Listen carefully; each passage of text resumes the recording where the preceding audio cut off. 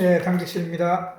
네. 4층인데요. 김자정칠님이라고 402호. 401호? 2호. 402호, 아까 연락 아까 왔었어요. 유튜브 가셨죠?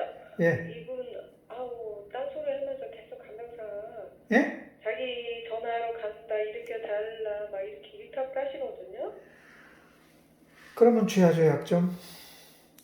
먹어요? PRN에 뭐, 피로캡 같은 거 없어요? 큐로캡 있긴 한데. 오늘 줬나요? 아니, 원래 이분이 안 들어가요. 캐로켈 같은 거 안 넣어요? 네, 그래서 저는 루틴을 했으면 좋겠다고 했는데, 오늘 주치, 뭐, 얘기 들었어요. 뭐, 약을 갖다 다 줄인다고 하더라고요. 그러셨어요? 어제 얘기 들었어요. 일단은 그러면은 이리터블 하면은 환자를 위해서도 안 좋으니까 캐로켈 어제 0.5T에서 안 되더라고. 25ml짜리 안 되니까 1T 그냥 주세요. 100ml요? 1T 25ml짜리. 25ml요? 어제 이제 다른 병실에서 25ml짜리 반을 오다를 내더라고. 그걸 가지고 안 돼요.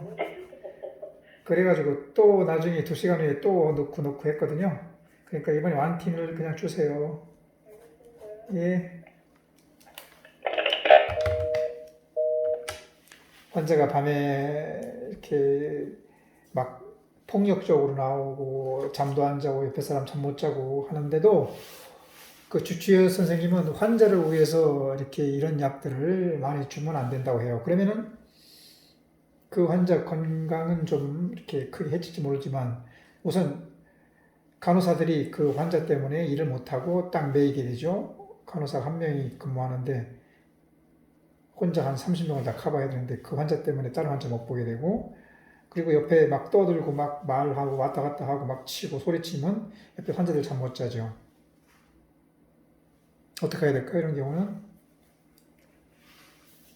그 낮에 이제 책상에 앉아가지고 오달 내시는 분들이 그런 분들이 많아요. 현장을 모르고 자기 속에 있는 그 얄팍한 그런 지식만을 강요하는 그러니까 탁상 행정이라고 하죠 우리가 그런 걸.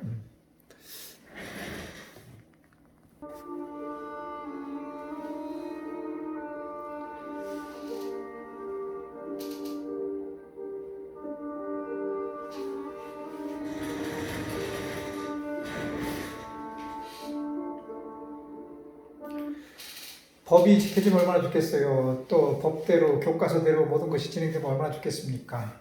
그런데 현실은 그런가요? 법을 만든 사람이 법을 지키나요?